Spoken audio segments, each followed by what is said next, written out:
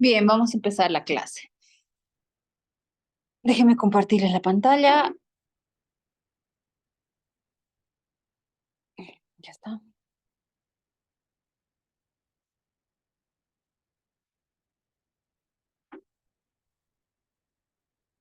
Por favor, nuevamente pongan sus nombres en el chat.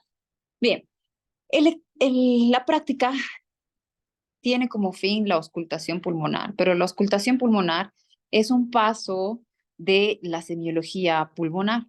En esta semiología pulmonar tenemos que prever primeramente 4 o 3 pasos anteriores a la auscultación pulmonar. Entonces, la exploración pulmonar no es nada más que el examen físico que se realiza al paciente de la parte pulmonar y del tórax para evidenciar ruidos pulmonares normales como anormales o patológicos. Bien, entonces, ¿cómo se examina la exploración pulmonar? No, chicos, no me pueden mandar por aquí. Les voy a habilitar terminando la clase 10 minutos más para que ustedes puedan subir. No me pueden mandar por WhatsApp, todo por el mundo. ¿Cómo se examina? Primeramente con estos 4 pasos semiológicos. Sé que la práctica dice auscultación pulmonar, pero no podemos irnos directamente a auscultar sin saber inspeccionar o sin saber palpar o menos sin saber qué es lo que vamos a auscultar. El primer paso de la exploración pulmonar es la inspección, el segundo paso es la palpación, el tercero es la auscultación y el cuarto, que estoy dibujando más chiquitito, que es el menos utilizado hoy en día, que es la percusión. Antes de auscultar, nosotros tenemos que inspeccionar, tenemos que palpar y tenemos que auscultar. Hasta acá vamos a hacer nosotros una exploración básica pulmonar para ver el examen físico del campo pulmonar del paciente. ¿Qué es lo que vamos a escuchar acá? Ruidos anormales y normales. ¿Qué es lo que vamos a inspeccionar acá? La normalidad o la patología. ¿Y qué es lo que vamos a palpar? Exactamente lo mismo.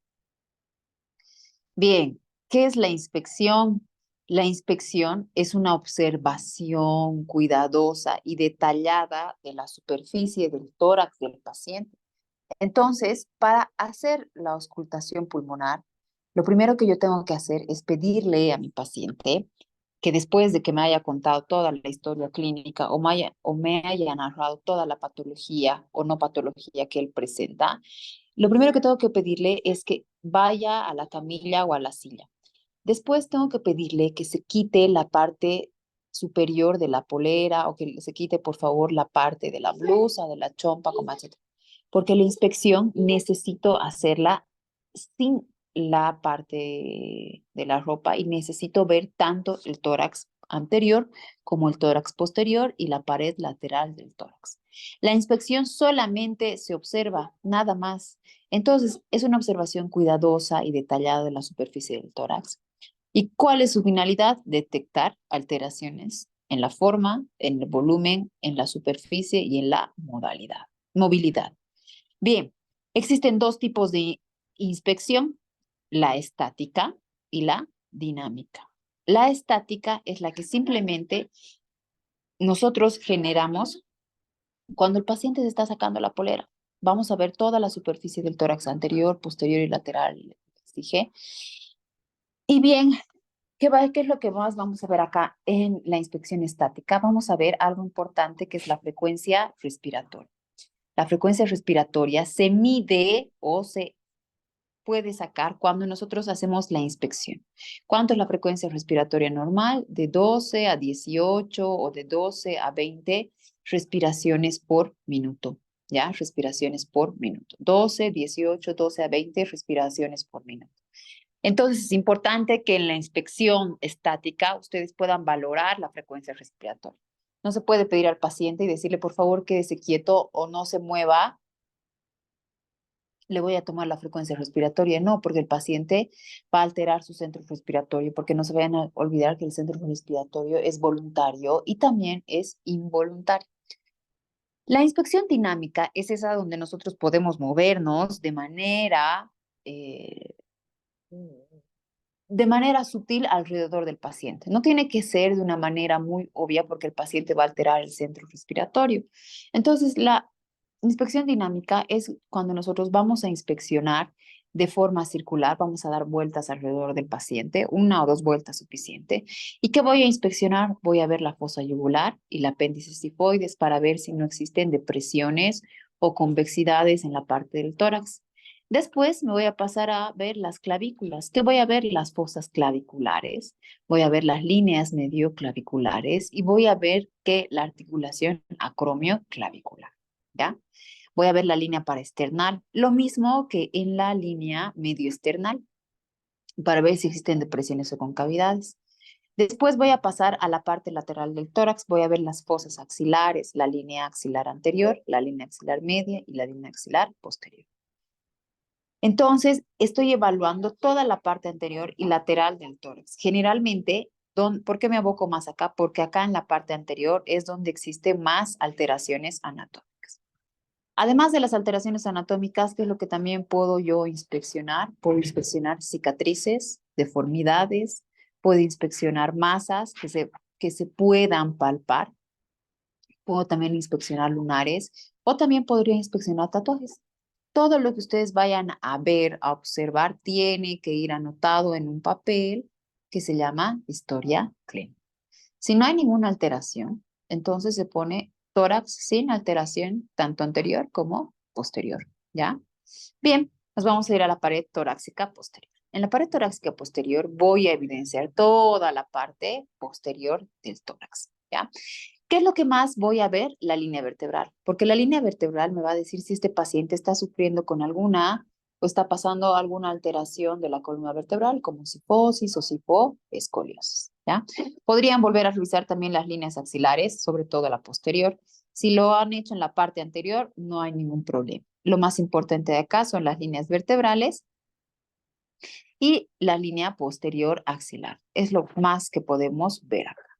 No se vayan a olvidar que podríamos inspeccionar la pared torácica hasta la línea vertebral o hasta la T11 o 2. Más allá, no se vayan a olvidar que están las fosas lumbares, que son parte anatómica de los 2 riñones.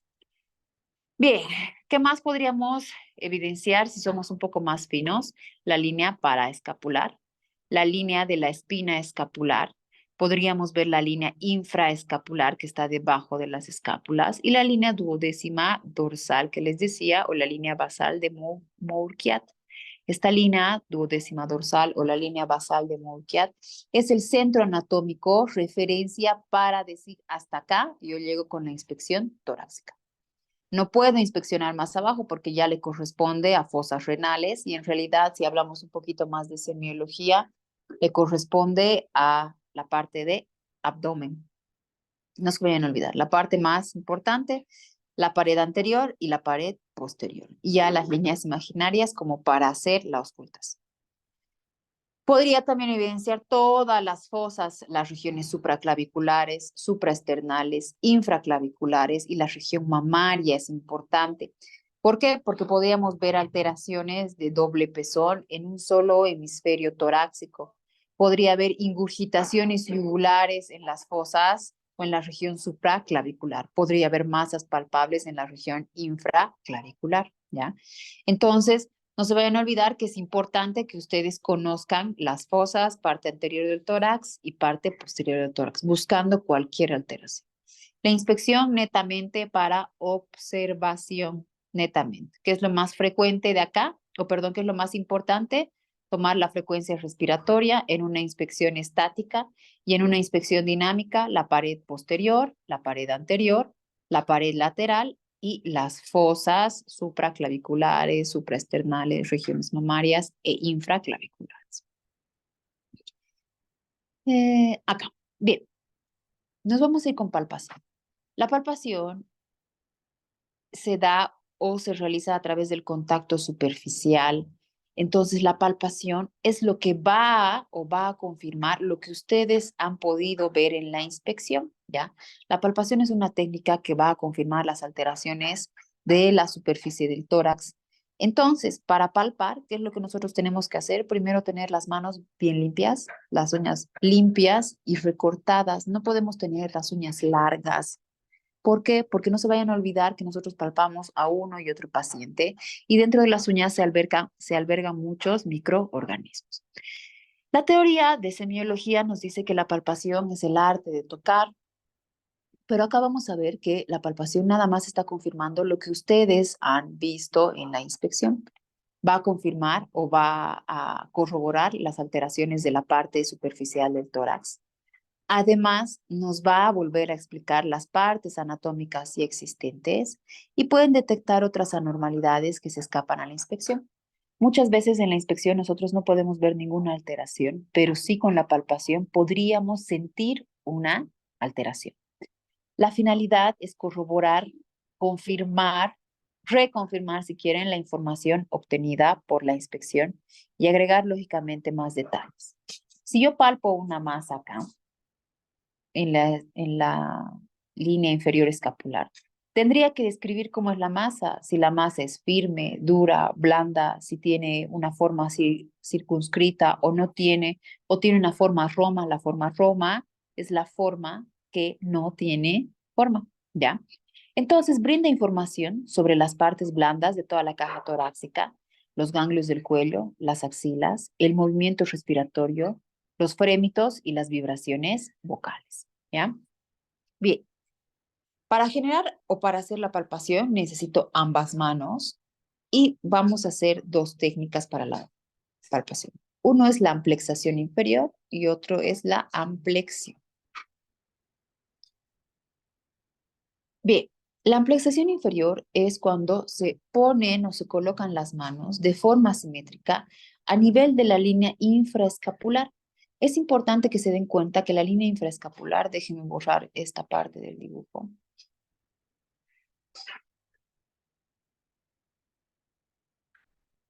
Es importante que se den cuenta que la línea infraescapular nos delimita la base pulmonar. Esa es la línea infraescapular. Nos delimita la parte nos delimita la parte de la base pulmonar. Acá están los dos pulmones y nos va a delimitar dónde podemos poner el estetoscopio. Esa es la amplexación inferior. Y la amplexión es cuando nosotros ponemos una mano en la cara anterior del paciente y otra mano en la cara posterior del paciente. En la amplexión nosotros no podemos pedirle al paciente que respire más lento y más rápido. Lo único que tenemos que hacer es sentir la respiración. La parte de la mano en la cara anterior del tórax tiene que regresar al mismo tiempo, al mismo ritmo con la parte con la parte posterior del tórax, ¿ya? Si queremos hacer una ampliación profunda, podemos pedirle al paciente que trate de inflar un globo y trate de soplar al mismo tiempo. Tanto tórax posterior como tórax anterior tienen que volver al mismo tiempo, ya, al mismo tiempo. De eso se trata la palpación. Vamos a hacer las transmisiones vocales, las vibraciones vocales, ¿ya? La transmisión de las vibraciones vocales es muy fácil de detectar. Se pone la mano, toda la palma de la mano, se pone sobre la región mamaria superior y sobre la línea paravertebral. Esta es la línea paravertebral y esta es la región mamaria. Y lo único que tenemos que pedirle al paciente es que repita 33 o 3. Pónganse todas sus manos, por favor, en la región mamaria superior o pueden ponerse en la línea paravertebral posterior y repitan 33 y van a sentir las vibraciones vocales, incluso cuando ustedes están hablando, ¿ya? Esto se pide al paciente que lo haga varias veces, 33, 33 o tren, tren, tren, para ver la transmisión de las vibraciones vocales. En un paciente que no tiene ninguna patología pulmonar, esto no puede estar abolido. ¿Qué quiere decir abolido? Que no se siente, que no se siente. La transmisión de las vibraciones vocales tiene que ser clara, tiene que percibirse de manera limpia y concreta. Cuando los pacientes están pasando por patologías pulmonares, las vibraciones vocales lógicamente van a disminuir, pero las vibraciones vocales no pueden estar abolidas. Si las vibraciones vocales estarían abolidas, hay que saturar muy bien al paciente y hay que fijarse qué patología pulmonar pudiera estar tratándose o pasando este paciente. Bien, 3 técnicas con la palpación. Amplexación inferior, amplexión anterior y posterior, y lo más importante, la transmisión de las vibraciones vocales. Eso en todo en cuanto a tórax. Si queremos ser un poco más finos, lo que podríamos hacer es palpar el cuello con ambas manos, el cuello en la parte anterior y el cuello en la parte posterior. Podríamos palpar también las fosas axilares y la región malar. Antes de entrar a percusión, algo que me había olvidado comentarles es lo siguiente. Cuando ustedes inviten a pasar al paciente, e inviten a a sacarse su blusa o la parte superior de la vestimenta, tiene que estar con ustedes un personal médico extra, una enfermera, un estudiante, una licenciada, cualquier persona que sea. No se vayan a olvidar que ustedes están explorando regiones íntimas y las regiones íntimas no se exploran solos. Tiene que haber un personal de salud con ustedes, ¿ok? Por cualquier cosa que pueda suceder, cualquier malentendido que podría pasar. Entonces, antes de generar la inspección y antes de generar la palpación, sobre todo la auscultación y por último la percusión, lo que ustedes tienen que hacer es pedirle permiso al paciente. Disculpe, necesito explorar su pulmón. Por favor, le voy a hacer unos exámenes y necesito tocarlo, nada más. Prohibido tocar directamente al paciente, decirle sáquese y empezarle a tocar. No, tienen que pedir permiso al paciente porque son partes más íntimas o son partes privadas donde ustedes van a poder tocar. Muchas veces hay confusión con la relación médico-paciente y al final ustedes terminan pecando. Por eso es importante que ustedes, espérenme por favor un segundito.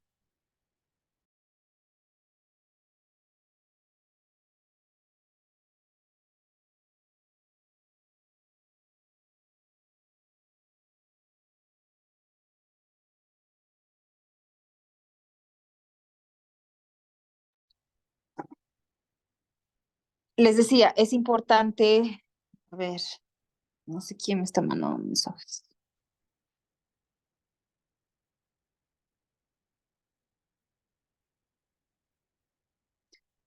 Mayerlin, todo tiene que estar en el Moodle. Todo tiene que ser en el Moodle, Mayerlin.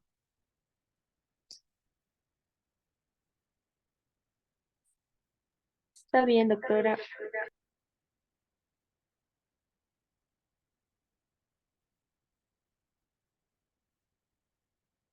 Espérenme un segundito, por favor.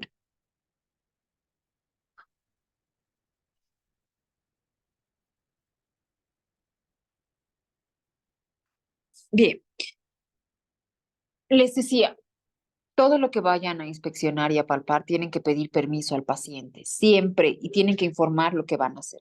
Le voy a revisar, necesito utilizar mis dos manos y le voy a revisar la parte anterior y posterior de su pecho y de su espalda, porque muchos de los pacientes no dicen tórax o no saben qué es tórax, ¿ok? Entonces, antes de eso, o perdón, después de que hayan pedido permiso, con mucha delicadeza, recién proceden a todos estos pasos que estamos hablando. Bien, después sigue la percusión. La percusión es una técnica, gracias a Dios, ya muy poco utilizada en tórax, es muy poco utilizada en tórax, pero todavía sí podrían utilizar. ¿Quiénes utilizan la percusión? Los doctores más antiguos. La percusión sí es un buen método, pero para darnos la transmisión de una onda sonora. ¿Qué quiere decir? Para ver cómo suena, para escuchar cómo suena el tórax del paciente, ¿ya? Es una percusión también donde se utiliza ambas manos, es una percusión bimanual. Entonces se utiliza la mano palpatoria y el dedo percutor. Entonces lo que tenemos que hacer es poner la mano sobre la fosa infraclavicular del paciente, sobre todos los dedos, y con el dedo percutir, darle unos golpes en en el dedo medio o en el dedo índice de la mano palpatoria y generar una onda sonora, una onda de sonido. Esto nos da información no superficial del tórax. ¿Para qué sirve esta percusión? Para determinar la naturaleza de la alteración y ubicar la profundidad de la lesión. Bien, el sonido normal que se escucha se llama sonoridad. Sonoridad. Es como si estuviéramos golpeando una caja vacía. Entonces, así se escucha el pulmón de manera normal. Cuando nuestro paciente está normal y solamente viene por una inspección rutinaria, tiene que ser la percusión tiene que sonar o tiene que sentirse de una manera sonora. Les voy a explicar o van a escuchar después, ¿ya? Cuando ya hay alteraciones como hemotórax, como piotórax, como kilotórax, o neumotórax, o hemotórax, entonces ya no existe sonoridad. Hay otros tipos de sonido como el timpanismo, y no recuerdo el otro que les voy a decir la siguiente clase. Sonoridad, timpanismo y no recuerdo el otro nombre, ¿ya? Entonces, no se vayan a olvidar que de manera fisiológica, en la percusión tiene que generar un sonido de sonoridad de manera normal. La percusión yo no les voy a preguntar, yo no hago la percusión en la práctica diaria, no me gusta, duele mucho los dedos, sobre todo si tienen uñas largas, no me gustan, muchas veces yo no escucho muy claro, pero los doctores más antiguos que todavía hay, les gusta hacer mucha percusión para corroborar exactamente lo que han escuchado, ¿ya?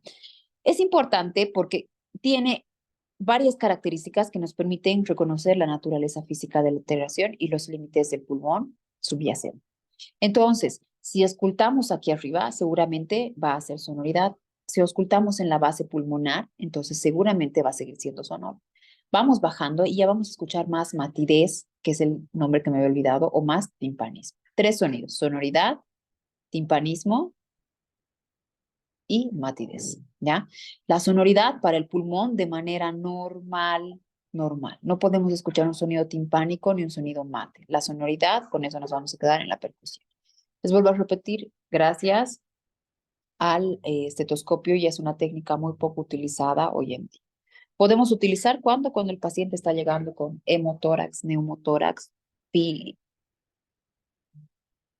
piotórax o kilotórax, ¿ya? Bien, lo que nos interesa ahora sí, la auscultación. La auscultación, si vamos un poquito más allá, es el arte de escuchar.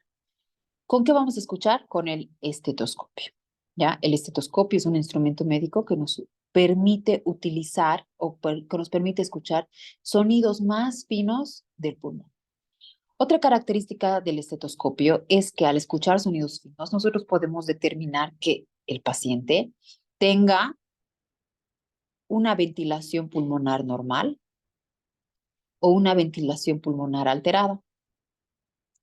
Cuando tiene una ventilación pulmonar normal, el sonido es muy característico, y cuando tiene una ventilación pulmonar alterada, existen cuatro tipos de sonidos que también son característicos, que nos llevan a una patología dada que ya les voy a... Bien, mucho antes no se escuchaba con el estetoscopio. La auscultación era de manera directa. Ponía mi oído directamente o sobre el tórax anterior y posterior del paciente y le pedía que inspire y expire de manera muy profunda, ¿ya? Poco después se ha creado, el médico Lanek ha creado este estetoscopio, el estetoscopio que tiene varias partes que las tenemos que estudiar, necesita o nos da la facilidad de poder escuchar sonidos mucho más finos, sobre todo cuando el paciente tiene alguna patología o un estado no. La teoría nos dice que es una herramienta muy útil para estudiar las características del sonido respiratorio y poder clasificar en normal o anormal. Para generar la auscultación como base o como principiantes, necesitamos una habitación con una temperatura confortable y aislada del ruido, nos dice. Al igual que para las otras técnicas de exploración, se debe realizar de forma sistemática, comparativa y ordenada, comparando hemitórax izquierdo con hemitórax izquierdo con hemitórax derecho, ya de forma sistemática, como estamos viendo acá, y comparativa, comparando siempre ambos lados del tórax. Para eso nosotros tenemos que recordar las líneas y regiones del tórax. Es necesario recordar todo lo que habíamos visto en las anteriores diapositivas. Todos los sonidos se auscultan en la parte anterior del tórax, en la parte lateral del tórax y en la parte posterior del tórax, ¿ya? Bien, ya les he dicho, todo lo que vayan a utilizar, cualquier instrumento médico que vayan a utilizar, necesitan saber sus partes. ¿Cuáles son las partes del estetoscopio? Los auriculares se llaman en realidad olivas. Estas olivas son de goma y cuando utilizan más de un año de manera diaria, tienen que cambiarla. Ya cada año se cambian esto porque acumulan cero. Después vienen unos tubos de fierro. Estos tubos de fierro que son movibles, que son móviles, se llaman ojivas. Son tubos auditivos que están transportando el sonido. ¿Hacia dónde? Hacia el muelle, que es esta parte en forma de U, y después hacia el tubo en Y. Tanto el muelle como el tubo en Y son partes de goma, de plástico, muy maleables, muy movibles, ¿ya? Luego vamos a encontrarnos con la cabeza del estetoscopio. Esta cabeza tiene dos partes. La parte más pequeña de acá, donde nosotros agarramos la cabeza del estetoscopio, se llama campana. Y la parte más grande, donde va a estar puesto sobre la superficie del tórax del paciente, se llama diafragma o se llama membrana. Entre la manguera y la cabeza existe una parte de metal que se llama vástago conector. En muchos estetoscopios, el vástago conector sirve para emitir el sonido o para omitir el sonido. Cuando gira a la derecha, en algunos estetoscopios, espérenme un segundito, por favor.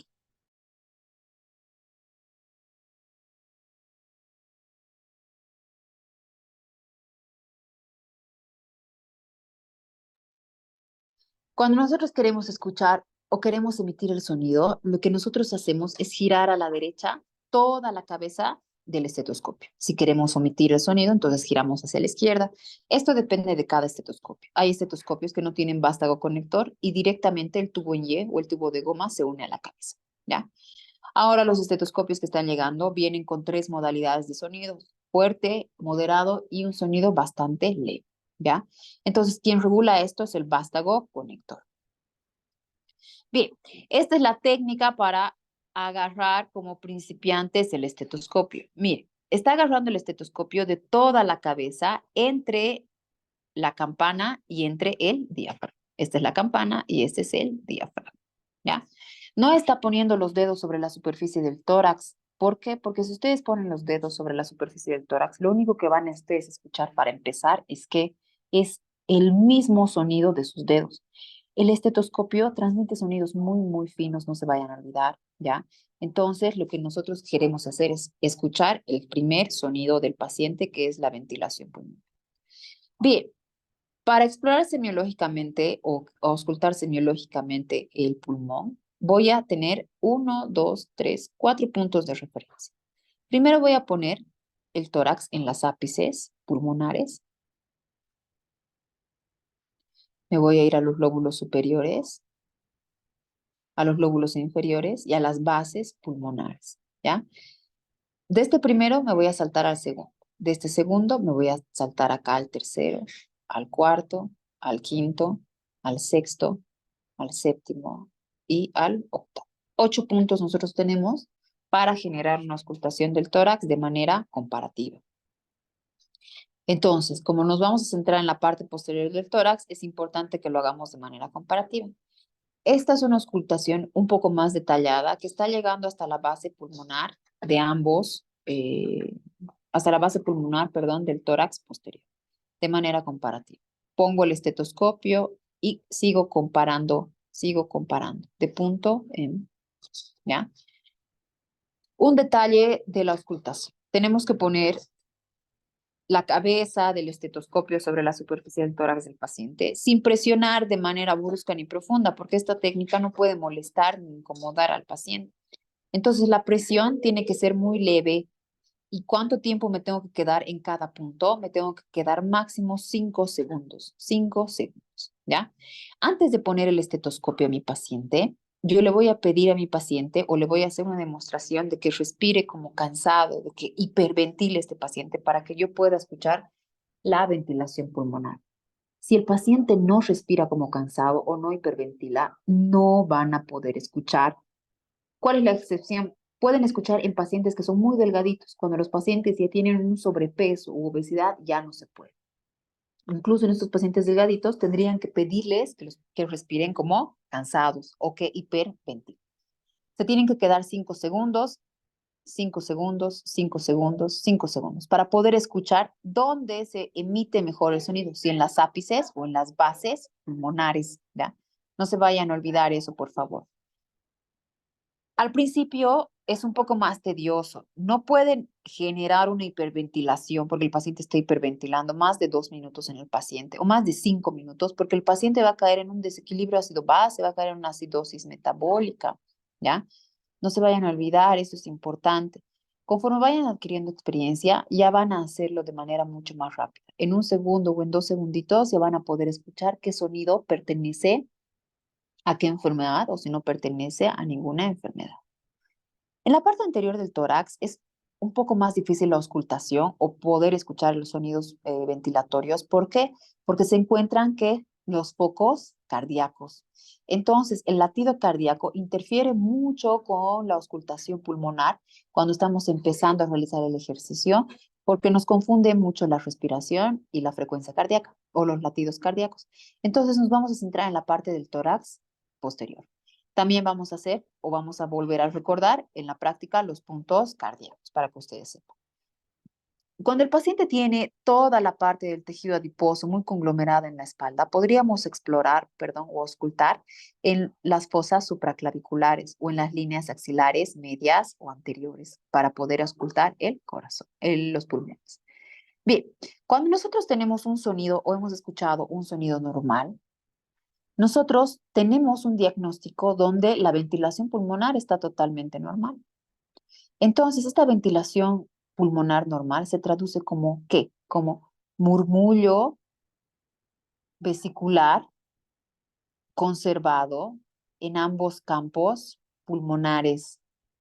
Entonces, cuando yo no escucho ninguna alteración en el pulmón, yo tengo que decirle al doctor que me está explicando, que me está pidiendo que inspeccione este paciente, que ausculte este paciente, que el murmullo vesicular está conservado en ambos campos pulmonares, porque yo he hecho la comparación en ambos campos pulmonares, ¿ya? Esa es la manera correcta de referirse a una ventilación pulmonar normal. Cuidado, digan, no sé, está bien, no tiene nada. No. ¿Qué se dice? Murmullo vesicular conservado en ambos campos pulmonares. Bien. Nos vamos a ir a los ruidos respiratorios normales y a los ruidos respiratorios anormales. Los ruidos respiratorios normales, chicos, son sonidos que se van a sentir ¿dónde? En la tráquea, porque estamos escuchando en la parte anterior del tórax y también en la parte posterior del tórax, ¿ya? Los sonidos traqueales generalmente es como un flujo turbulento. Este sonido viene de la laringe y de la tráquea, ¿ya? Y los sonidos pulmonares, que son los que realmente nosotros escuchamos porque generamos una auscultación desde las ápices hasta las bases pulmonares, se dividen en dos, en sonidos broncovesiculares y en este famoso murmullo vesicular. El sonido broncovesicular está localizado en los cilios pulmonares, donde están entrando las arterias, venas pulmonares y están saliendo los bronquios. El aumento sugiere consolidación o aumento de la ventilación. Usualmente este sonido broncovesicular no tendría que escucharse, ¿ya? ¿Cuándo se escucha? Cuando hay aumento o consolidación o aumento de la ventilación. Bien, el murmullo vesicular, que es el murmullo o el sonido normal, es cuando nosotros generamos una atenuación de los ruidos bronquiales. Están localizados o se escuchan muy bien en las ápices pulmonares y nos da la simetría y la calidad de la ventilación pulmonar, ¿ya? Ambos son sonidos totalmente normales, se escuchan, sí, en muchos pacientes. El sonido broncovesicular es un poco más fino y el murmullo vesicular es un poco más grave, si ustedes desean. El que más me interesa acá es el murmullo vesicular. Si el paciente no tiene ninguna alteración en la auscultación, se dice murmullo vesicular conservado. Y ya casi para terminar, los sonidos agregados, adventicios, anormales, si quieren llamarle así, o patológicos, son tres sonidos principales que se llaman sibilancias, roncos y crepitantes. Sibilancias porque nos hace recuerdo a un silbido. ¿En qué pacientes escuchamos silbidos o que el pulmón está silbando cuando tenemos obstrucciones de las vías aéreas en las personas que tienen asma o cualquier patrón obstructivo? Los roncus, el roncus es de roncar, ¿ya? Todos estos pacientes que roncan, generalmente, o que estamos escuchando ronquidos, no que roncan por si acaso, estamos escuchando ronquidos, tienen secreciones obstructivas en la parte de los bronquios, ¿ya? ¿Qué tipo de secreciones pueden ser líquido? Bien, los crepitantes son como si agarráramos una hoja y la estrujáramos. Los crepitantes, que también se llaman burbujeo o crackles en inglés, nos dice que hay una apertura y cierre de las vías aéreas por causa de secreciones, ¿ya? Pueden ser crepitantes finos o crepitantes gruesos. Los crepitantes finos son los que menos se escuchan y los crepitantes gruesos son los que pueden producir aumento del frémito. Y el roce pleural no se modifica con la tos y aumenta en la presión con el estetoscopio. ¿Cuáles son los otros ruidos respiratorios que se escuchan sin estetoscopio? Sin estetoscopio, el estridor laríngeo, el quejido y el ronquido. Nosotros no necesitamos ponerle al paciente un estetoscopio, pero este paciente está emitiendo ese sonido. El estridor laríngeo viene de la obstrucción de la vía aérea superior por una enfermedad que se llama tosferina o por una faringoamigdalitis también nos puede dar. El quejido viene de quejarse. Es cuando los pacientes están hablando y al terminar de hablar emiten un sonido, ¿ya? Emiten un sonido que nos genera un aumento de la presión expiratoria. Generalmente se escucha muy bien en la vía aérea superior.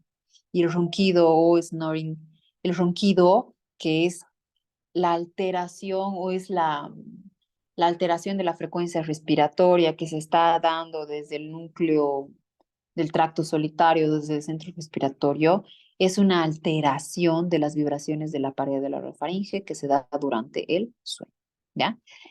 Voy a subir estas diapositivas acá al Moodle. Por favor, estén atentos. El día lunes todos con estetoscopios y vamos a escuchar los sonidos. Vamos a hacer una práctica conmigo y después ustedes van a practicar solos.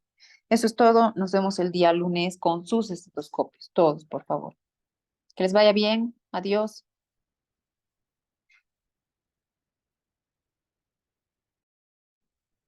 Doctora, Dime. ¿va a volver a habilitar 10 minutos más para subirlo? Sí, sí, ahorita voy a habilitar. Ya, gracias, hasta luego. Chao, chao.